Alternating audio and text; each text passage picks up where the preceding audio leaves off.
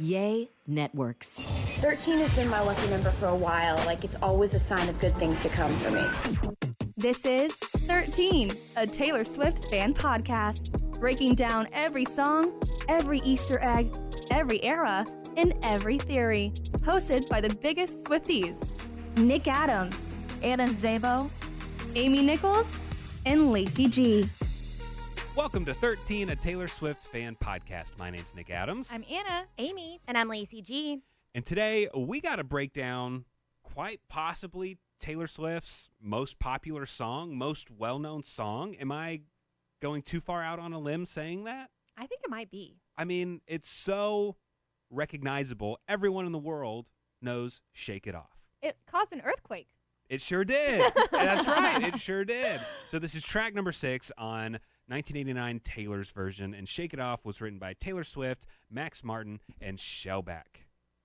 What a trio. Yeah, and so this is, right? Like, this caused an actual earthquake at one of the cities on the Eras tour because the whole stadium was jumping up and down and dancing so hard that it, like, the earthquake, like, radar went off, which that is incredible. That is amazing. And I believe Donna Kelsey was asked what her favorite Taylor Swift song was, and she said Shake It Off. It's a classic. It's a classic. Yeah, it was It's like- Seattle. Oh, that's where the earthquake Yeah. was? The Swiftie Yeah. quake? I wanted to double check before I said it. Yeah. And I got to say that this song is so iconic and so well known that I feel like in some ways it is a little bit of a hindrance for those people who are just never Taylor Swift fans because they think that every one of her songs sounds like Shake It Off. Because Shake It Off is such a glittery gel pen pop song that they're not even going to consider Folklore or Evermore because all her music sounds the same. It's Yeah. all Shake It Off songs, and that's not true. She has great pop music, and Shake It Off is at the very top of that list when it comes to just great pop music from Taylor. Yeah, absolutely. And it's also, like you said, when we talk about, like, Taylor Swift is the songwriter of our generation, the haters will come with, like, a screenshot of, like, shake it off, shake it off, shake it off. You know what I mean? Yeah. Like, and it's like, it's still great. You can't deny the impact that this song had. And it's more than just a fun song. It has meaning to it. So people who are laughing at it is like, oh, well, look at these lyrics. But Taylor herself explains the meaning behind this song. First off, it follows a track 5. So it's the track 6 Whiplash that we always talk about. Just something super upbeat after her really emotional track 5 song. And there was a reason behind this song besides the fact that it's just fun. It's a F you to the haters. Oh, yeah. Here's Taylor talking about her inspiration and how she kind of came up with this song herself. And so the way I handle that now, like that criticism, is I wrote a song called Shake It Off. And as soon as I wrote the song, I knew exactly what I wanted to do for the music video. I knew that I wanted to do an entire music video of me awkwardly, badly dancing. Just like, I think that if you learn to laugh at certain things and not take everything so seriously, if something hurts your feelings, that's valid. And you're allowed to let that happen. But I was just kind of like, yeah, I do dance awkwardly, and I'm having more fun than you.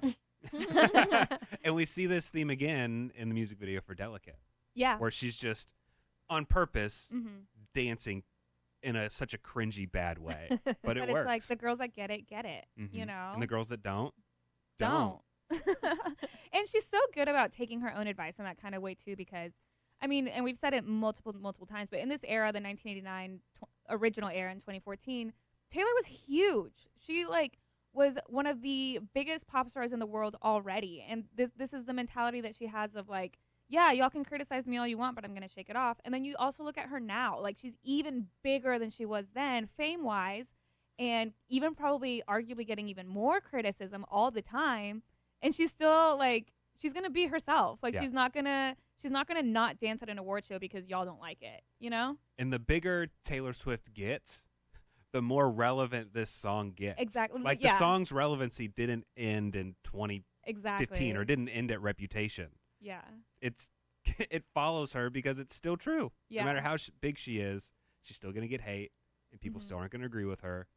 And this song means more and more every day.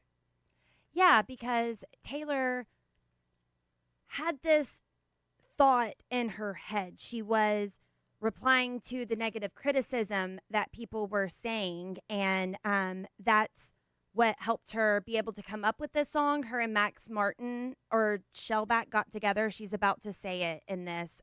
Maybe all of the above, whatever. But yeah, this is what she was thinking whenever she was coming up with this song, kind of what she had in her head already. So the last song that I'm going to talk to you about is Shake It Off. 1989 was essentially a celebration. Like, I changed every part of my life. I focused every part of my life on different things than I'd focused it on before. I new adventures and everything. And I kind of stopped caring. Like, I'm very well aware of like what everyone says about me, every single thing. And the difference between now and 3 years ago is I honestly don't care anymore. It's just like,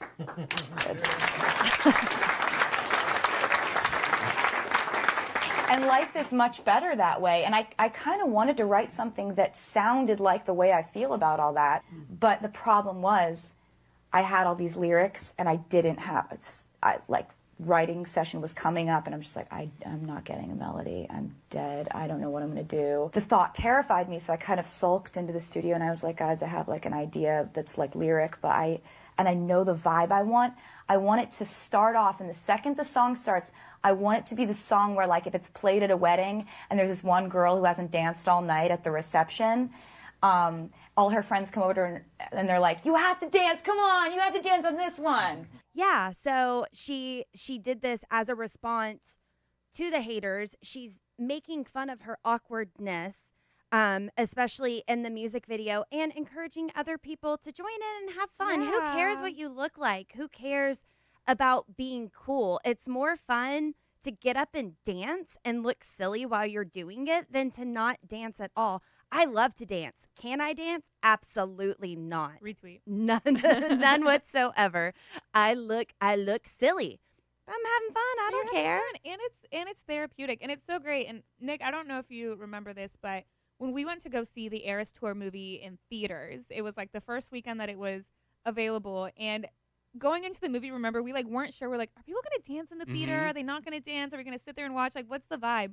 And since we went the day it opened, the theater that we were in was packed. It was full, and it was us and Blair and Ryan and our friend Justin came also. And so everybody was just kind of like, I want to dance, but I don't want to dance. I don't know. And then when it got to 1989 with Shake It Off, that's when everybody in the theater stood up and started dancing. I love I that. feel like that was kind of the moment where everybody was like, okay, let's just have a good time. Like, let's go. And then everyone sat back down for surprise songs. Sure, yeah, definitely. You know? And I got to say, there was several girls sitting in front of us, younger girls, older elementary school-ish aged girls. Yeah. And they had a blast during Shake It Off. Yeah. And I got to tell you, my daughter, she's 5. She dances to Shake It Off every single day. It's just something about this song, like Taylor wanted. She wants this song to get people to get up and dance, and it works on all ages. Yeah, and it gives you that confidence. Like, it just, like she's saying, like, if you're at a wedding and the song comes on, everyone's lit. Yeah. Everyone's hyped. Like, how can you this song come on and you just sit there? Like, it just, even if you don't know the words, like the beat, like, it's just, gosh, there's just something so special about it. That, like, made me tear up a little when she said that about how, like, if there's the one girl at the wedding reception that doesn't want to dance, you know? And because even if you don't know how to dance, there's a built-in dance move because all you got to do is shake your hands. Like, it makes it, now we dancing. Yeah. Do we need to get into these lyrics? Yeah, I don't know what point we want to do it, but I do have a breakdown of the lawsuit that happened with this song. What a You know what? decision. Since the lawsuit is about the lyrics, let's do the lyrics first. Okay. All right. This episode is sponsored by BetterHelp. What is something you would do if you had an extra hour in your day? Would you go for a run, take a nap, read a book? I know what I would do. I would take my dogs for a walk. My dog always wants to go on a walk, and he goes where his leash is to my cabinet, and I never take him on a walk, and then I feel guilty. If I had more time, I would. Also, if they weren't a beating to walk, I would. That's what I would spend my extra hour on. But a lot of us spend a lot of times wishing that we had more time. And if your time was unlimited, how would you use it? That's so true, because also a lot of times I feel like we're always looking forward to something and never really appreciating the time that, like, in the present. And therapy can really help you find out what it is that matters to you, what your priorities are, how to best utilize your time? I love to be able to bounce ideas off my therapist at BetterHelp and talk to her about concerns, about putting up boundaries, about how to empower myself to be the better version of myself and spend time doing what I need to do and not feel so rushed throughout life. If you're thinking of starting therapy, give BetterHelp a try. It's entirely online, designed to be convenient, flexible, and suited to your schedule. Just fill out a brief questionnaire to get matched with a licensed therapist and switch therapists anytime for no additional charge. Learn to make time for what makes you happy with BetterHelp. Visit BetterHelp.com/Taylor Swift fan today to get 10% off your first month. Again, that's BetterHelp, HELP.com/Taylor Swift fan. All right, so let's get to these lyrics. She starts off by saying, I stay out too late. Again, another Taylor Swift song. It's hard to just say the lyrics. I know. Got nothing in my brain. That's what people say. Mm-hmm. That's what people say. I do. Can the be added to probably the top of the list of non-words that Taylor says in her songs that are just Top tier. wonderful? Yeah. Like there's so much serotonin that goes through my brain when she says, Yeah. I love it. And it's just, I mean, this is obviously just like a direct, response to the haters, like we've been saying. But I do like how it is just so straightforward. Like, this is what they're saying about me. Like, that's what people say. Like, whatever. Like, I see what y'all are saying. Yeah, these lyrics aren't complicated. No. She's not trying to make us get out a thesaurus to look up different synonyms for words and what they Yeah. mean, a dictionary. That's not happening. She's saving that for other albums. Yes, that's right. That's right. But she's kicking it off by saying, I've got nothing in my brain. People are saying that I'm a brain dead idiot. And she's out here winning. Even then, we know what she's doing now, but even then she was winning and on top of the world. And people are saying, you're talentless. You have nothing. There's nothing going on in your brain. And she takes that and turns it into a genius song that continues to live on and be a bop. That's one of the many, many things that I respect about her. And one of the many, many things that people will criticize her for, she sings about here. I go on too many dates, but I can't make them stay. It's her fault. It's her fault, She right? can't make him stay. Yeah. She's a serial dater, deadhead that can't keep the boys around. It's me. Hi, I'm the problem. It's me. Mm-hmm. At least that's what people say. Mm-hmm. That's what people say. Mm-hmm. But what does Taylor do?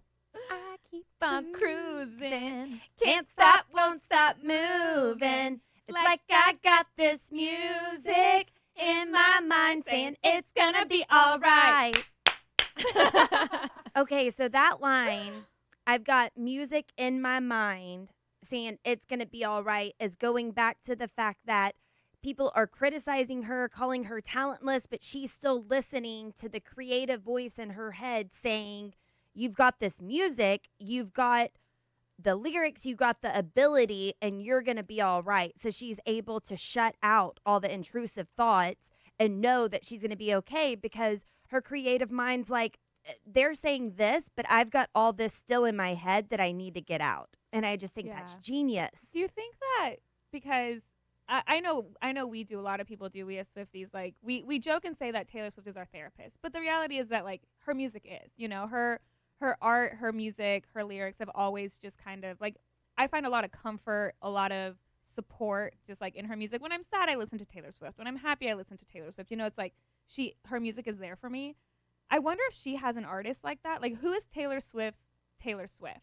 And could it even be at this point herself? I know I kind of see that with like surprise songs. When she mashed up 15 with You're on Your Own, Kid, that was, I think, top tier, heartbreaking, full circle. Like, she was kind of talking to her younger She's talking to self, her younger self. and it's like you're gonna be all right. Like, she's telling herself, I'm gonna start crying. She's like, she's telling herself like, you're gonna be all right. You're gonna be okay. There's a lot you don't know in life, but you're gonna make it. You're gonna be good. And so I always wonder that, like, who does Taylor Swift turn to when she like needs like music and art like that? And I wonder if it's her own, or maybe just, I guess songwriting, is what she turns to. Anna, Add it to the add list. it to the list. You Add have it to the list. That's How would I thinking, phrase too. that?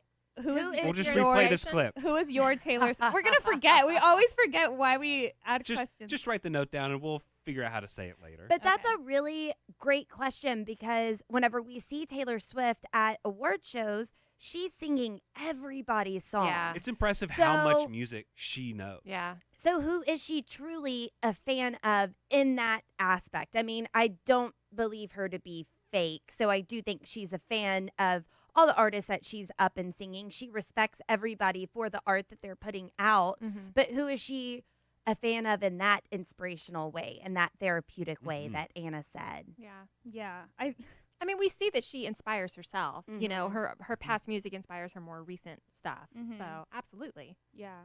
So I don't know. That's just always what I wonder. And I kind of thought about that when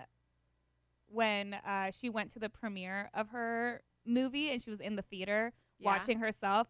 Where I was like, finally, Taylor Swift can experience Taylor Swift. On such a grand scale. You know, The Yeah.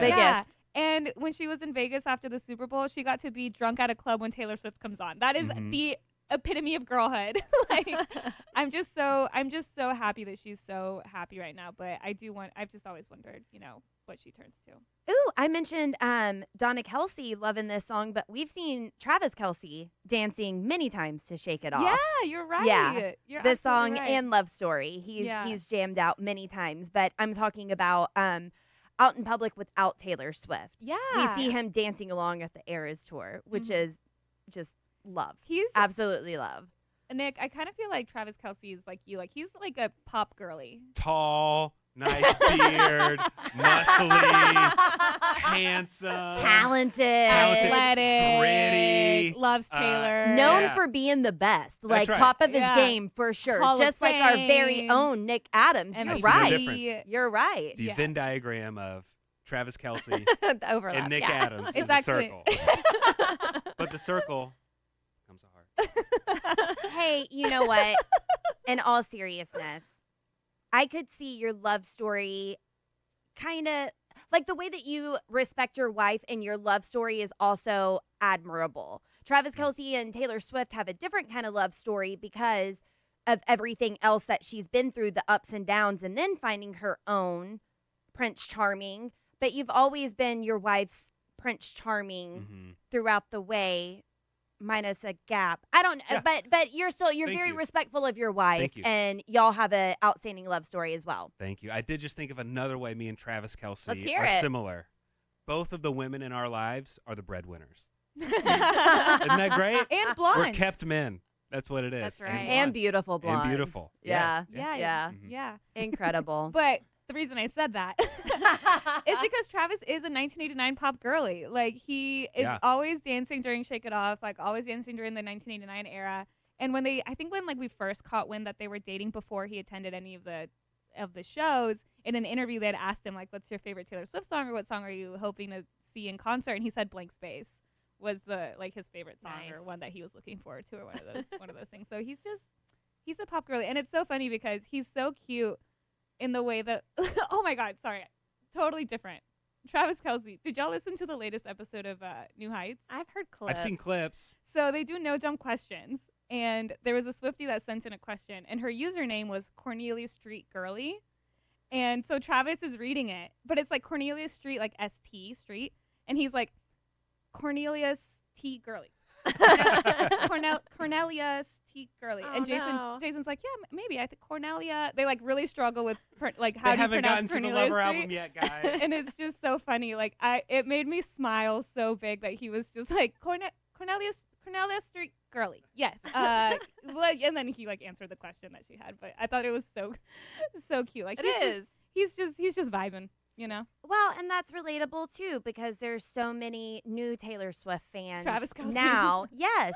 And I mean, I see it on TikTok all the time. People who are just now listening to some of the other albums that are a full-on Swiftie but still learning her previous music yeah. because they're new. And then that's incredible to watch whenever people are like, "Oh my goodness, I saw someone who just listened to Folklore for the first time and was Wow. like, James is a gaslighter." This woman went off on James and it was so cute, so endearing, and welcome to the fun time. Like, Oh, you don't yeah. have to know everything about Taylor Swift to be a fan. And I would give anything to listen to those albums for the first time again. Same. Like for the first time. And Taylor even said it like in Singapore at one point. She was like, if you've been here for 15 years or 15 seconds, I'm so happy you're here. You know what? This has really no connection to what we're talking about, but we're just talking about the vastness of her career and how impactful different eras are and stuff like that. So my friends and I, we were talking, and someone brought up, and I just thought this is such a genius idea. Taylor Swift needs her own theme park. It's like Dollywood. Dolly Parton has her own theme park, but you have each era has its own land. How great would that be? I Put it somewhere love this in idea. Nashville. Well, wait, is that close to Dolly's? I don't want to compete and have beef with Dolly Parton I don't fans. Maybe in New Think- York. I don't think Dolly's in Nashville. I think she's somewhere else in Yeah. Tennessee. I could be wrong though. And also, something else that she can do at this place, she can make that like turn Nashville into, it is kind of like a Vegas, but like she has a spot where she goes and does a residency. Like she plays there. Like she has 50 dates a year. That's where she plays. What would it be in called? Nashville. I don't know. Swift, like Eras, Swifty World, Eras Land, Swifty World. Swiftland, Eras Land. Swiftyverse. Swiftyverse would be good, especially if she is shifting out of the Lover House and going into a new Swiftyverse, which is Swiftyverse. something I've discussed before for her burning down the Mhm. Lover House. If you're listening and you have a good idea for a Taylor Swift theme park, Yeah. let us know Let us know. somehow. It's outside of Knoxville. Yeah, Mhm, why am mhm. I trying to come up with a name for a Taylor Swift theme park? I one time named a podcast Loose Lips and Childbearing Hips. Don't let me name anything. Go don't, listen. don't let me name anything. Goodness.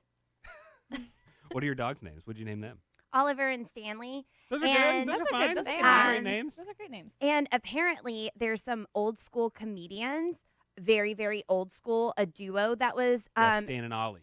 okay. Mhm. A friend asked me one time, he was like, "That's really cute. Is that why you named your dogs that?" And I'm like, "That's adorable. You think that I knew that?" No, I named Oliver. I named my black dog Oliver because he's black like an olive. That's the only reason why I named him Oliver. But yeah, somebody didn't was like, know "That's really cute." That's yeah, good. I'm very simple, y'all. It was Stanley named after the cup. Yeah, Stanley Pup. He was named after the Stanley Cup. But Wait, like the hockey hockey. one. The Yeah. hockey one. Mhm. This was pre Stanley. Cup. Stanley Cup. Yeah. Oh, did you know that, or were you being funny? I thought you might have known that. Well, we got to clear these things up for the listeners. Yeah, Yes. of course. Yes, the Stanley Hockey Cup. Yes. Yes. I usually do have a Stanley cup, but I forgot it today. I'm very dehydrated. I'm drinking coffee. I feel myself talking fast. I'm so sorry. I I need think an you're okay. accelerator. It's like she won't stop moving. All right, let's keep cruising through these lyrics because the player's gonna play, and the hater's gonna hate, baby. I'm just gonna shake. Shake it off. Shake it off. So, what's she saying there? It's pretty clear. People- She's saying she's not gonna let, she's Yeah. not gonna let herself be affected by the hate. People are Nah. always gonna be talking, no matter what stage in life she's in, no matter what she's going through. Yeah.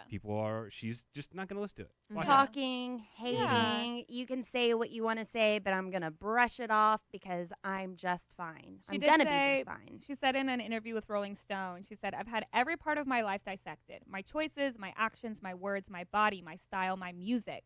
When you live your life under that kind of scrutiny, you can either let it break you or you can get really good at dodging punches. And when one lands, you know how to deal with it. And I guess the way that I deal with it is to shake it off."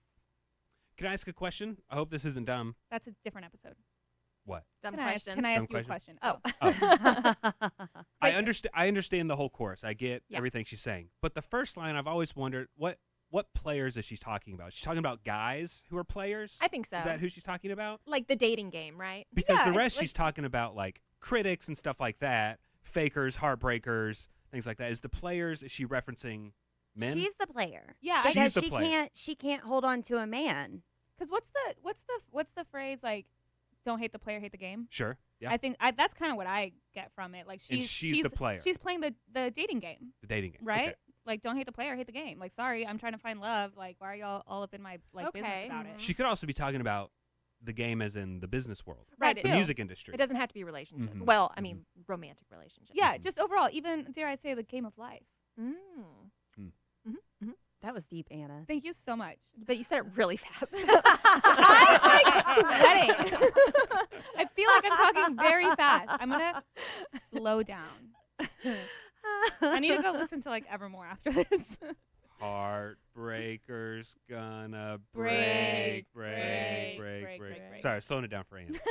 And the faker's gonna fake. Baby, I'm just gonna shake. I shake it off. Ooh, ooh, ooh.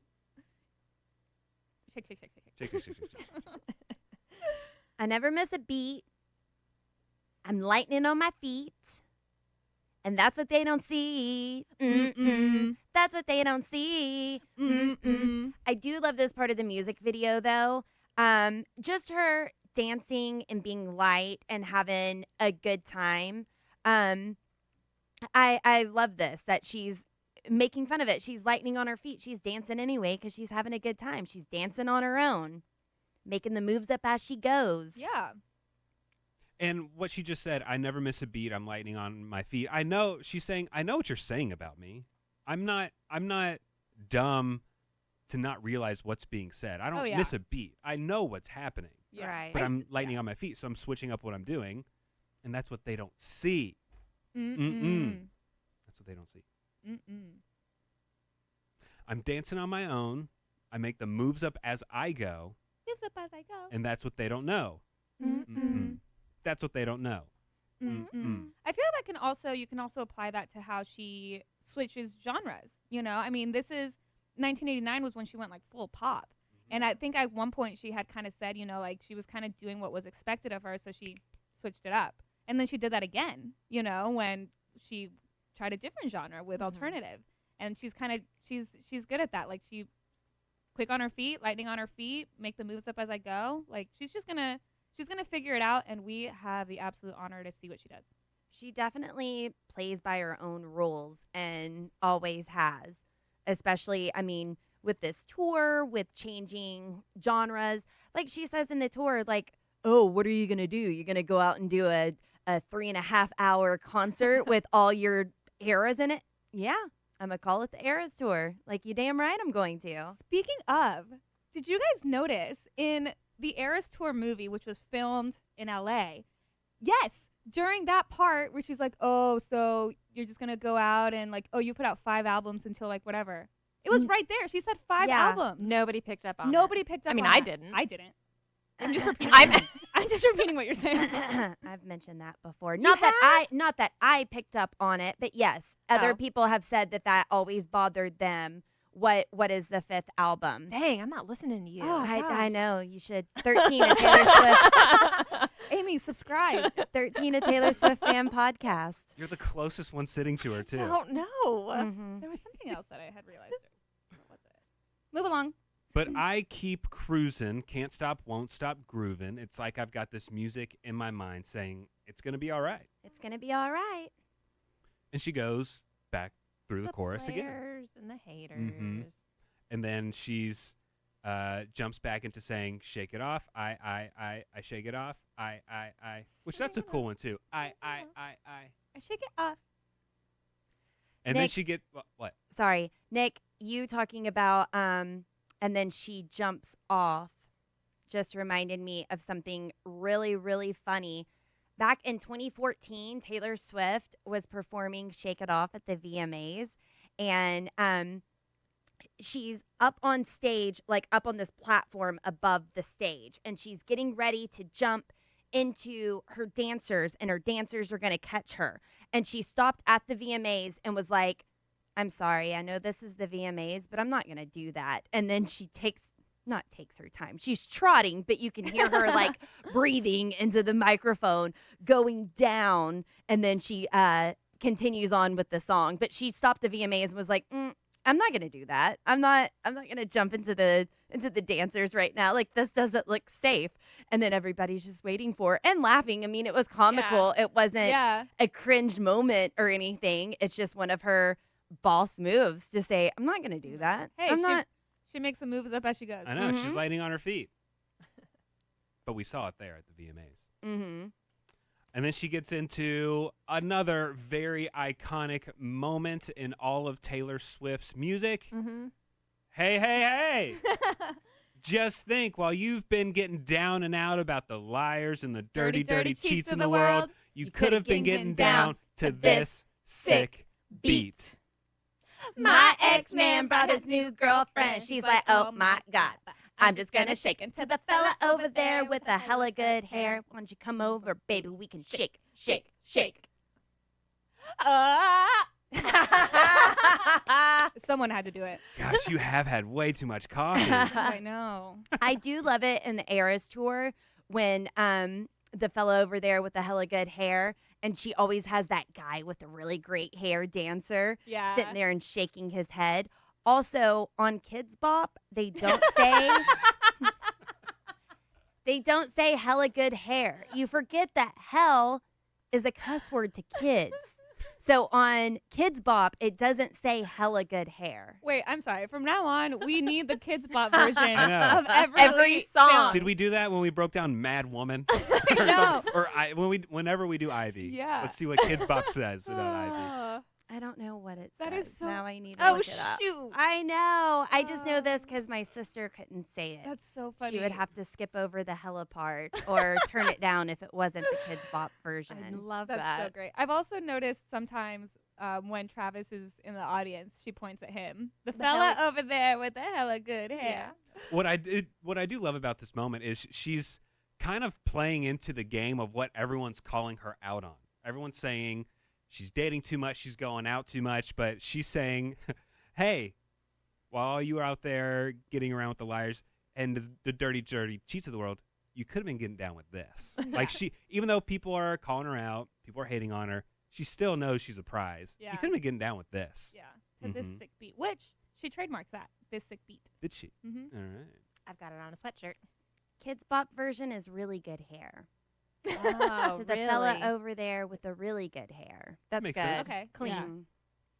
I cannot wait for a Kids Bop version of the Torture Poets Department.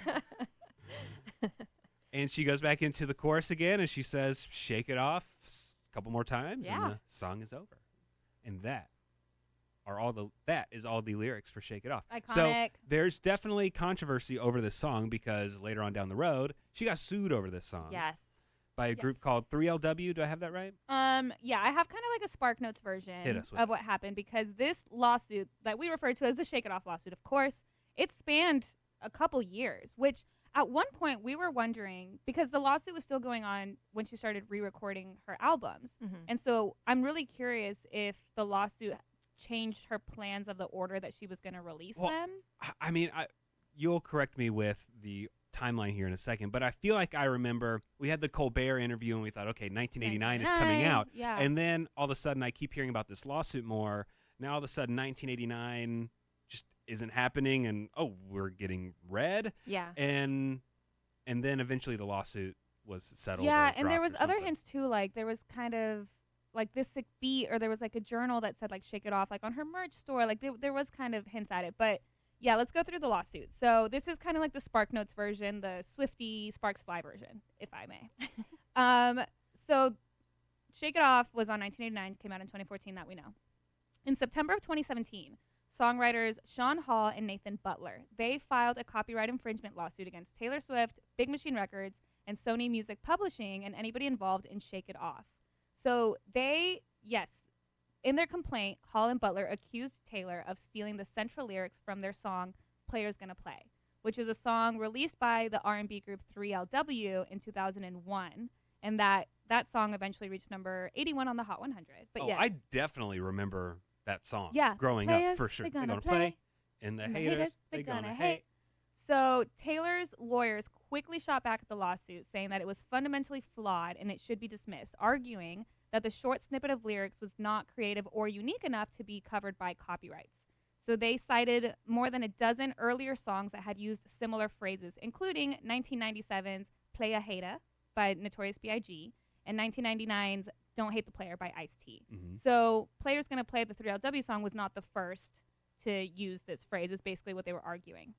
So then a few months later, a federal judge agreed with those arguments, ruling that American pop culture had been heavily seeped in the concept of players, haters, and player haters back in 2001, and that no single artist could claim a monopoly on such a concept, is what the judge ruled, and dismissed the case in February of 2018. So we thought, okay, that's that. Then in 2019, a federal appeals court in the Ninth Circuit overturned that decision and revived Hall and Butler's lawsuit against Taylor Swift. So the decision set the stage for a trial in which a jury would decide whether the lyrics to Shake It Off infringed on the lyrics to Players Gonna Play. And we have seen this before. Ed Sheeran was in a similar situation where it came down to a jury deciding if the song that he was being sued for, and I don't have that in front of me right now, so I'm not 100% sure. But I believe Ed got off. Yes. Yeah, the I jury. don't know if that's the appropriate legal term, but he was found not guilty, not liable. Yeah, something like that. the jury agreed that he didn't copy another song. I forget what song, but anyway. It was a Marvin Gaye song. But anyway, also say that this wouldn't have been the first time that like a jury would have made that decision. So then in December of 2022, Taylor and the two songwriters who claim that she stole these lyrics to her hit Shake It Off reached an agreement to end the copyright lawsuit, which went on for 5 years. So from 2017 to 2022 was when this all, the time span for this lawsuit. But she started re-recording her albums in 2021, or maybe started working on them sooner, but we got the first Fearless Taylor's version in 2021. Easy for me to remember because that's when we started our podcast. That's right. Yeah. And then when she was on Stephen Colbert, she was promoting for Fearless, and she hinted at the pizza on the mood board and all that. So we were all assuming 1989 would be next, and then Red was announced. Or came out in November. Yeah, but this wasn't fully settled until December of 2022. Yeah. And I think they settled out of court, so we don't really know the full details on Yeah, I wonder that. if she thought she was going to be settling a little sooner and just the loose ends just weren't tied up. Yeah. She had already made the Colbert announcement. The loose ends weren't tied up, and she's like, That's another Red? question I have for Red's Taylor. fine. Like, are there any Easter eggs that you planted, but it like ultimately just didn't work out, backfired? Yeah. But yeah, and then in the initial claims, like in 2017 when they first decided to sue her, she had released a statement saying something along the lines of like, you know, when I was growing up and I was a kid, that was just such a common thing. Like, hate the player, hate the game. Like, she was like, that was verbiage that I would hear on the playground. You know, like it wasn't like I heard 3LW's song and then decided to just like rip it off. Yeah, you didn't come up with that. Right. Which is why it was dismissed originally, because the first judge was like, yeah. Makes sense. But also Taylor is such a big artist. Ed Sheeran's a big artist. They get hit with copyright lawsuits all the time that we don't even hear about sometimes because they just don't make noise. But this one went on for 5 years. And there is a documentary about it. Taking on Taylor Swift is a documentary. It's currently streaming on Amazon on Prime Video. If you're It's about interested the to check lawsuit? it out. Interesting. Yeah. Should have watched that. should have. And then also, the hidden message for the song is she danced to forget him. Ooh. Which is kind of the whole basis of 1989 in a way, not dancing necessarily to forget somebody, but just dancing and having a good time and not being worried about relationships. Yeah. Her single era. Mm-hmm. Her whole vibe. Who wants to hear a rumor? Who's ready? Okay, I love Shake It Off. Thank you, Shake It Off. The end. This has Next nothing chapter. to do with Shake It Off. Oh, okay. I was like, what? But here is a rep rumor. When's it happening? It's been a minute since we've had a rep rumor, right? Taylor Swift has since announced the Tortured Poets Department. That's getting ready to come out. We're going to be gearing up, knocking out episodes for 1989 to get prepared for it. We're going to have a live listening streaming party. That's going to be so much fun. More details coming on that and more, maybe. But Candace Ashley Beauty on TikTok put this together. Get ready for Reputation, Taylor's version, y'all.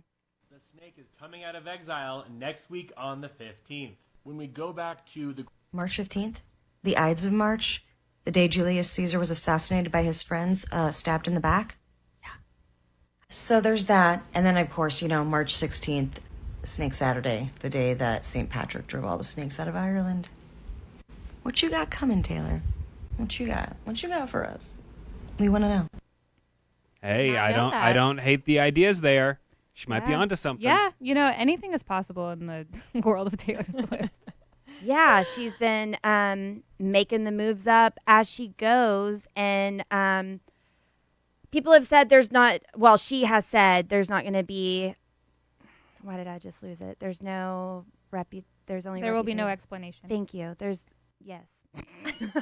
There will just be reputation. That's right. I think I need some of Anna's coffee. When is the Eras Tour documentary coming out on Disney Plus? It's on 14th. 14th. Yes. Okay, Originally the 15th. Yes. so then that seems to be lining up with the previous theory because she switched the date for the Eras Tour movie on Disney Plus. It's going to end at midnight on the 15th on a Friday. Reputation could come out the next days. The Snake Day. Let's see if she surprise drops something before Tortured Poets Department. Is it going to happen? She plays by her own rules. We'll see. She does play by her own rules. I do feel like anything is possible. I think in my gut, if something were to happen on the 15th, I feel like it would be a live Eras Tour album because, we were like, why did she move up the release date of the Eras Tour movie? Turns out Disney Plus does that a lot, like as a marketing technique.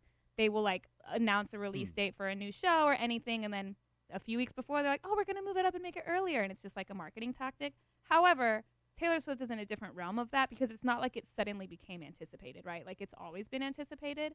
And then I remembered, or I saw somewhere or something, when she released the Long Pond studio sessions on Disney Plus, a few hours after it was on streaming, that's when we got it available on Spotify, like the album version. Excellent. On Spotify, just a few hours after it was on Disney Plus.